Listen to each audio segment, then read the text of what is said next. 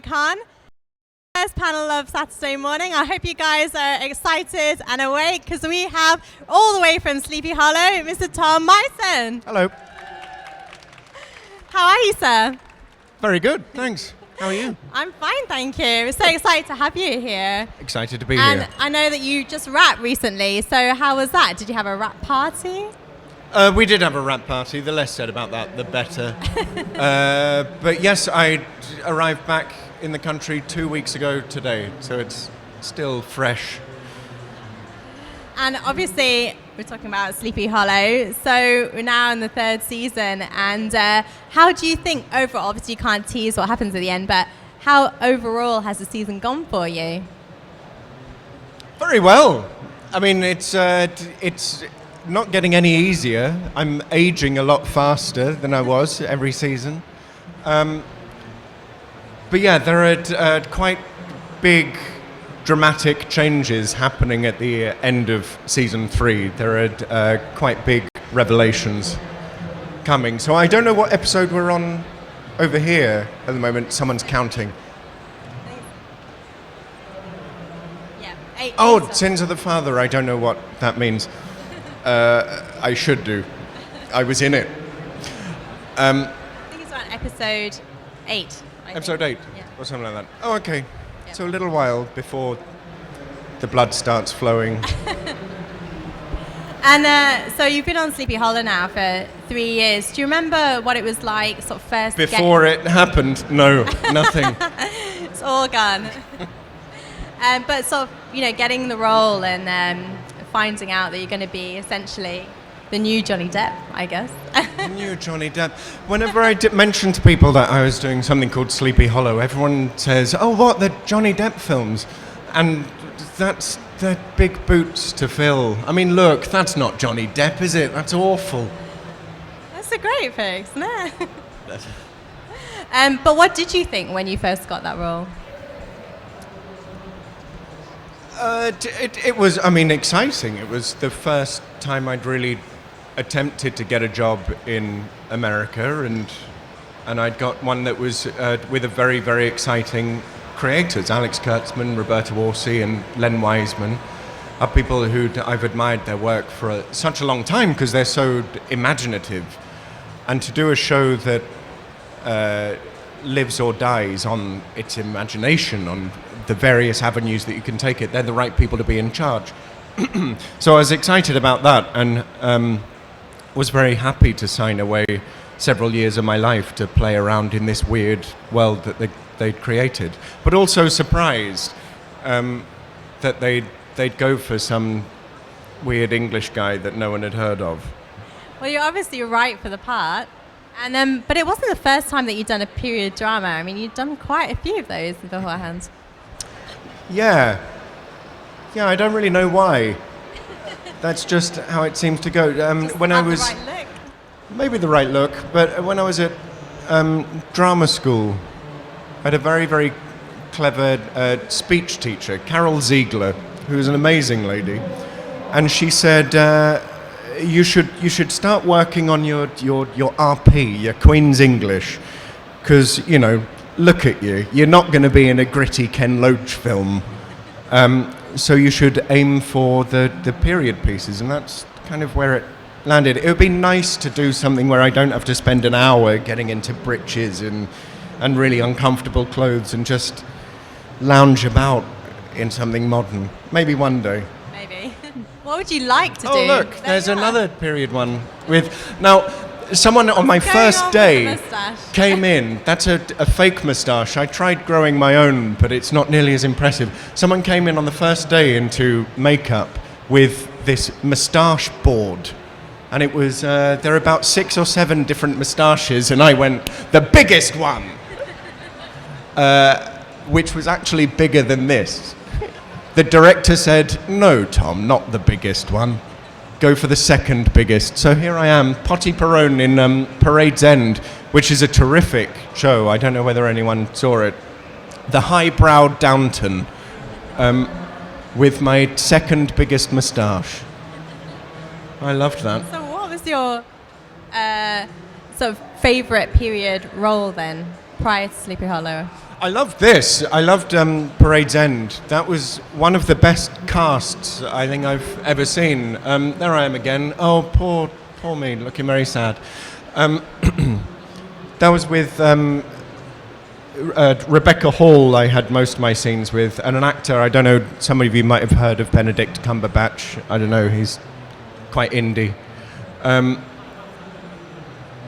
just a remarkable cast, and Janet just amazing.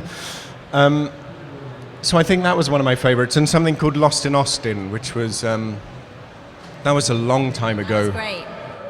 That was another fun one. They're all fun.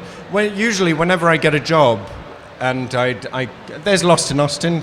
Jesus, look at that! What a mess. Get rid of that picture, please.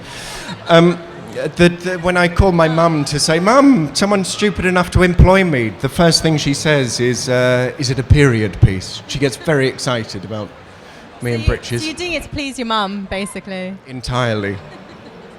So you talked about your moustaches, but did you know that there was a Twitter for your eyebrows? Did you know that? I didn't know that. Tom Mison's eyebrows. I think my mum started it, actually. That's the glory of the internet.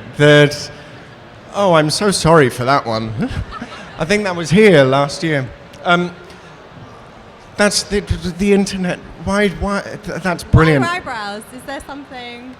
Because they just do stupid things. They're expressive, I think, is the euphemism. So we're getting off sort of on a tangent a little bit now. But going back to Sleepy Hollow.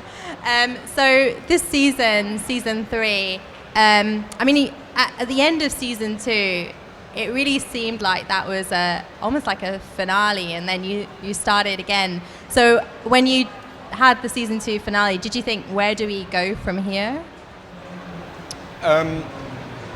Yeah, it was certainly a finale that the show as a whole could have ended there. There were certain loose ends that were tied up, but then also it really formed a nice group that we knew could go on and carry on doing things. Except that group included Orlando Jones, who we didn't have this year, I know. sadly. Do you miss him? No. I had to Google his name before today because, he's nothing to me now. I do miss him. It's very different without him, and I miss John Noble terribly, and Katia. So now this year we then we still had the Mills sisters, and the introduction of Joe Corbin, played beautifully by Zach Appelman. I was very pleased that he was. Oh, there's John. So there was still the same sense of the new group, having finished the first tribulation by defeating Moloch, and then there are more tribulations with Pandora and the Hidden One, who I think has been revealed by this episode. Yeah, good. And so with John Noble, who played Henry, did you have any sort of funny father-son jokes on set? He's just such a nice man to have around. He brings such everything was fairly light and fun. Even when it was he was being a terrible asshole on screen, he was still just such a delight to have around, and playful and nice to everyone. I love him. I miss him a lot. He's great, but as you said, you do have some new characters this season. So what's it like playing with them? So with you and Nicole and people like Zach? I mean, when you've worked with the same people for now 3 years, you just kind of, you know how we know how we work with each other. When there are scenes, we know which moments are going to be difficult for us, and we know how to resolve it. And then equally, I know that, this is a moment in the script that Nicole is just going to love and be brilliant at, so we can push that. And this is something that Zach and Lindy are going to be excellent at, so we can push. It just becomes so much easier the longer that you spend with someone. And then suddenly we'll get a scene with Shannon Sossman, who plays Pandora. and it mixes things up in a really nice way. So it's been a really great season for that, for just settling. It's nice. Well, I think there's a different dynamic as well between Ichabod and Abbey this season, which everyone's very excited about, it seems. And so, I mean, you start off living together in sort of season 3 as well. So what was it like? What's sort of the feelings like between Ichabod and Abbey in season 3? I think Ichabod's a bit annoyed that Abbey keeps watching him when he sleeps. And he's put a little spy hole in the shower that I think she uses a lot. She imposes herself on him. Yes, I mean it's the will they, won't they? It's Ichabod, and she's trying desperately. Were you surprised at the whole Ichabod shipping? I'd never heard of shipping before. I had to Google it. I didn't know what it meant. Did it come up with ships or with the actual? Did it come up what? Did it come up with just boats or? Yeah, I thought, why do they want them on a trawler? That would be a different episode, wouldn't it? That's season 4 after the budget cuts. Have you ever thought? I don't know if it's in the plans, but if there's sort of any other locations on season 4. So, for example, going and doing an episode in England. Maybe in season 4. You know, there'd been talk about shooting over here since the very beginning, with Ichabod's family history, obviously, and I know that they were really keen to shoot something in Oxford at one point, but that never really materialised. And then I think Fox came over here to shoot 24 last year. Yeah. And I think someone suggested that we'd kind of slip in and just steal their offices. But it never happened. If there's a season 4, that would be lovely to shoot over here. Any news on season 4 at all? I think you'll find out before I do, probably. We'll tell you. Please. So, mentioning locations, you started off filming, well, you've been mainly filming in Wilmington, North Carolina, and now you've moved to Atlanta, is that right? Yeah, the first 2 years in North Carolina and then this year in Atlanta. So why the change? I'm not really sure. I didn't ask for it. I think people in offices somewhere thought, actually, we'll go there. Well, one of the other shows that films in Atlanta is The Walking Dead. Oh, God, don't. So what do you think a Sleepy Hollow Walking Dead crossover would look like? Grisly. It'd be bloody. It'd be full of gore. And I actually, when I knew we were moving to Atlanta, I had a nice little fantasy of trying on a day off to go and get a part as a zombie and go and put on all the zombie makeup and walk around. But then I heard that you need to go to... There's a zombie over there. Hello. He's hiding. There's several. That you have to do a thing called Zombie Academy. It's not just anyone can turn up, put on makeup and go all about. There's apparently a real skill and an art to it.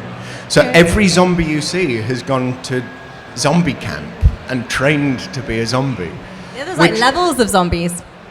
Levels of zombies? Yeah, there's like hero zombies, so the ones that get the close-ups. Oh, that's amazing. That's amazing. And also, I mean, I've noticed after doing Sleepy Hollow that I always thought, yeah, putting on all of the prosthetics and the makeup and going and do something cool, that's the best, that's what I want to do. But then you see that those guys are in at 3 a.m. to put the makeup on. You just think, you know what, just brush my hair in half an hour and I'll be fine. Can we see your zombie look? Your zombie walk? This is it. This is it. This is driving from London at 6:30 this morning. This is very zombie. Fair enough. Well, we want to let you guys have a chance to ask some questions. So, is there anyone out there who'd like to ask Tom a question?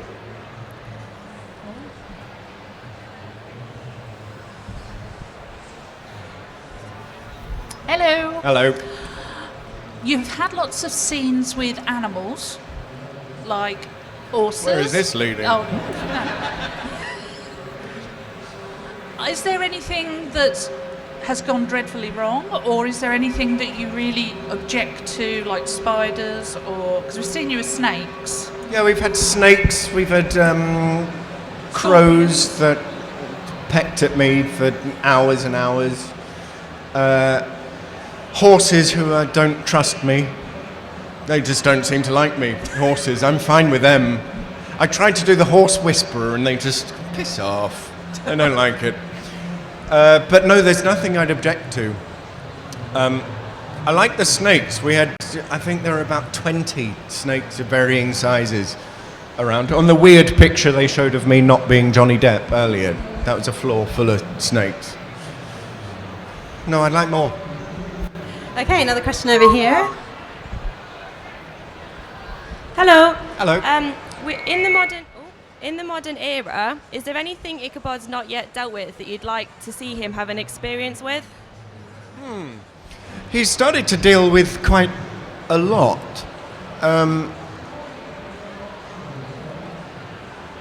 What haven't we dealt with? There was something that was in the pilot originally, where he was confronted by a helicopter. That I think I'd like to see as many various machinery that would blow his mind. Robot wars. I'd like Ichabod to go on robot wars. And flying. Actually, we all really wanted to have an aeroplane scene. His first time. Alex Kurtzman, I think, came up with an idea that he just thought it was a really quick bus as it was going down the runway, and then suddenly it takes off, and I said he should go full B.A. Baracus and freak out, and then Jenny can just give him an elbow and knock him out for the journey. But then we didn't see that. He did fly to, where was it? Scotland, thanks. Someone's paying attention. And we missed it. There is Scotland proudly representing his nation. We have another question over here. What's inspired you to become an actor? I'm sorry?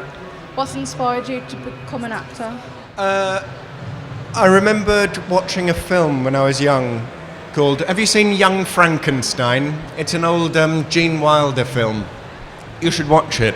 It's very, very funny, and I watched it and fell in love with Gene Wilder, who's still one of my favourites, and just thought, that looks so much fun. I want to try that. And then that was a big milestone. And then the next big milestone was the first time I saw a film called Network, which is another one you should watch. And then I thought, that's just such a perfect film. And so it turned from being, oh wow, this looked like really good fun, to being just, it can transport, it's amazing. It's amazing. So it was watching films. It wasn't, lots of people, several actors would say, you know, always felt this desire to get in front of people and lark about. But I never really had that. It was always from watching other people and thinking, my God, I want to be like that.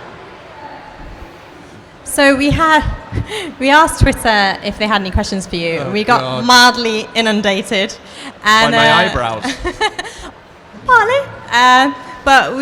So I'm just going to amalgamate a few. So we had a few questions about Abbey's symbol and how it relates to Ichabod and why it's separate from the witness tablet. Can you tell us anything about Abbey's symbol? Oh, the little thing that she sought. I wish I could. I'm still quite baffled, and I was in it.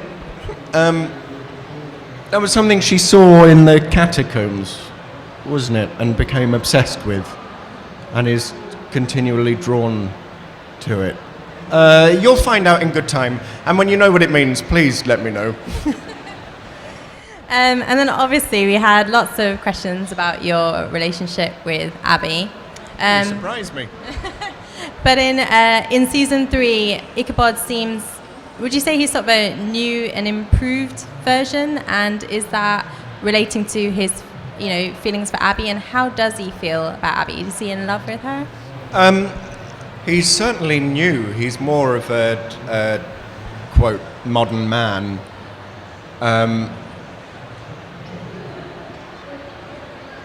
Yes, in that she's changed him in that she's encouraged him to talk about feelings a lot more and to remove some barriers.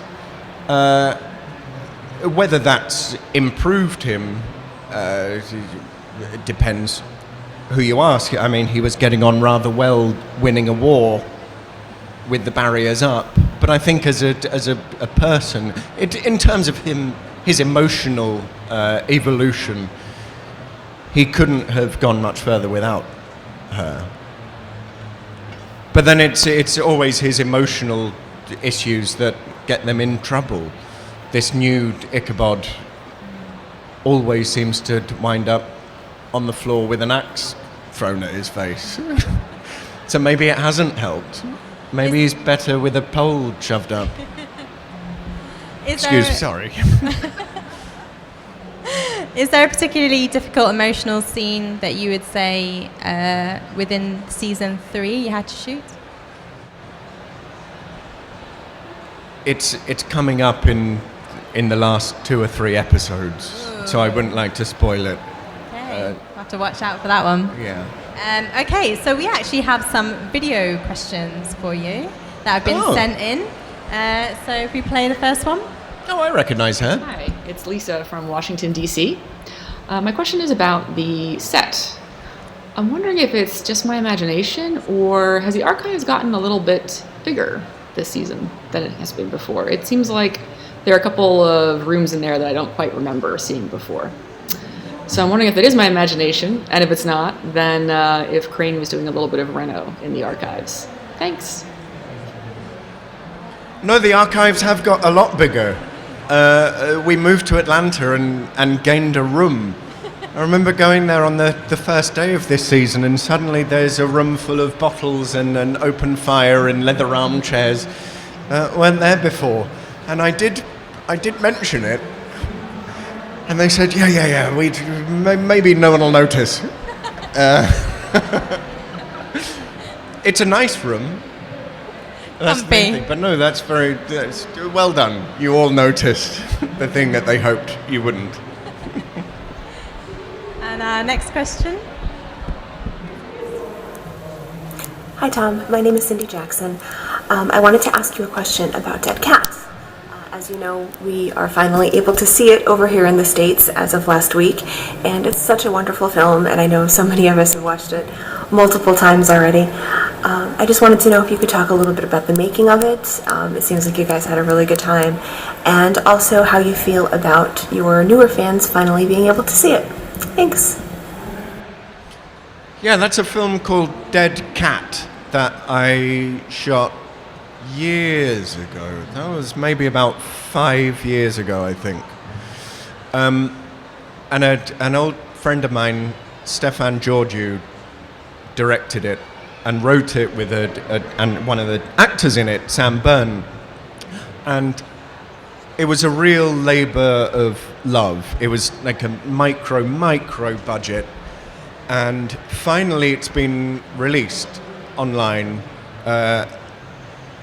And it really, I encourage everyone to watch it, purely because it's so difficult to make a film. I'm very rarely critical of films, purely because someone's made it, someone's done it. Someone had an idea and put it on paper, and someone else said, yeah, let's do it.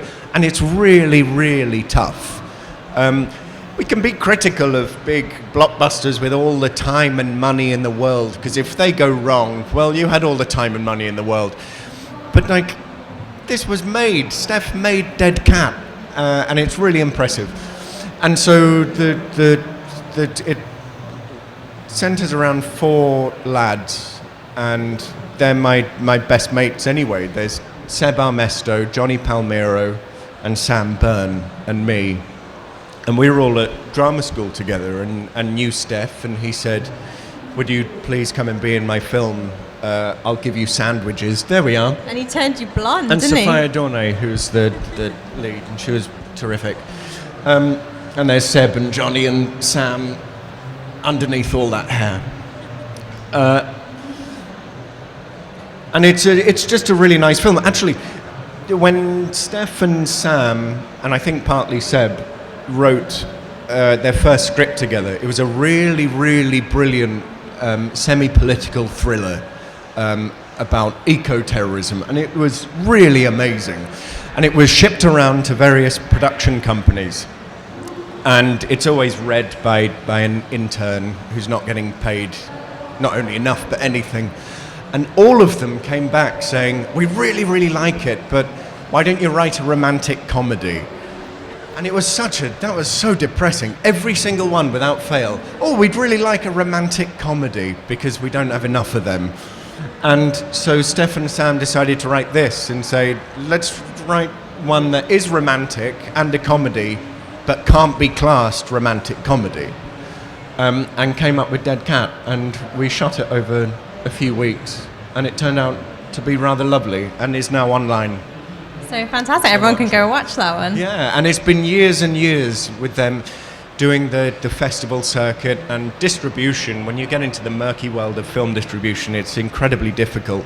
And they've done it. So if anything, just to celebrate the fact that people work their tits off, and now we can all watch it. And I hope you enjoy it.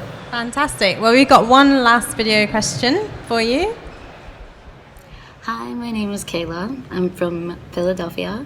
My question is, it's kind of negative, I'm sorry, but if Sleepy Hollow were to end today, what would be your ideal ending? Thanks so much. The ideal ending would be, Ichabod going down in a blaze of glory, on a horse, something to do with fire and lightning, maybe. Something nice and big and dramatic. The season does actually end on a very, very big, dramatic note. And it's not far off horses and fire and lightning and death. So I think if there is no season 4 and we're yet to find out, it's quite a high note to end on. I don't think you'll be disappointed. Wow. Well, hopefully we won't be disappointed, but we also will get a season 4, I hope. So we have to wrap this up now, but 2 quick questions. We are at Comic-Con, so if you were going to cosplay any character, who would you dress up as?